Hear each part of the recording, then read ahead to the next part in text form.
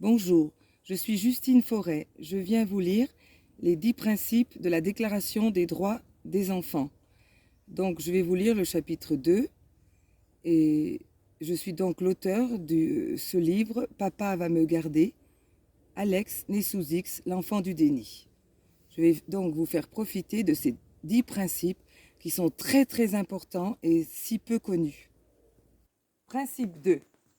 L'enfant doit bénéficier d'une protection spéciale et se voir accorder des possibilités et des facilités par l'effet de la loi et par d'autres moyens, afin d'être en mesure de se développer d'une façon saine et normale sur le plan physique, intellectuel, moral, spirituel et social, dans des conditions de liberté et de dignité. Dans l'adoption de lois à cette fin, l'intérêt supérieur de l'enfant doit être la considération déterminante. Principe 3. L'enfant a droit dès sa naissance à un nom et une nationalité. Principe 4. L'enfant doit bénéficier de la sécurité sociale. Il doit pouvoir grandir et se développer d'une façon saine. À cette fin, une aide et une protection spéciale doivent lui être assurées ainsi qu'à sa mère, notamment des soins prénatals et postnatals adéquats.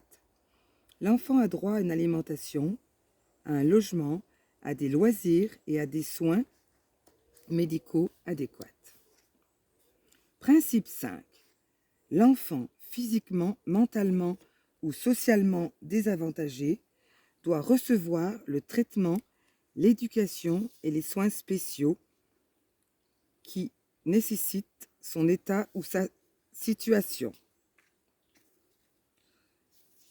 Principe 6. L'enfant, pour l'épanouissement harmonieux de sa personnalité, a besoin d'amour et de compréhension.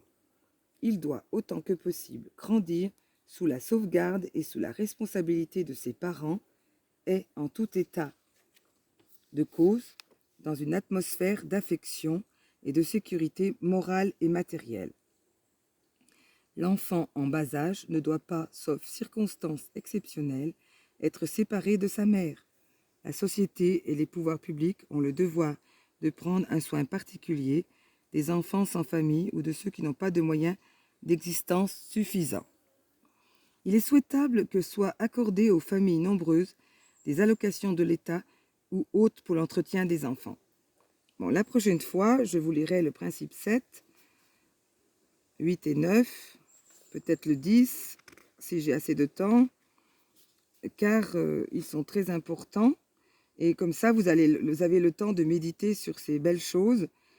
Et par contre, la loi sous X protège tout de même l'enfant, mais je vous encourage à lire mon livre, car ça peut sauver des vies. La loi de l'accouchement sous X, qui a été refaite en 2006, autorise le papa à reconnaître et élever son enfant. Donc, je vous encourage à vous renseigner par cette belle histoire qui est basée sur un fait vécu. Mes chers amis, je vous dis à la prochaine fois. Bonne journée, à bientôt.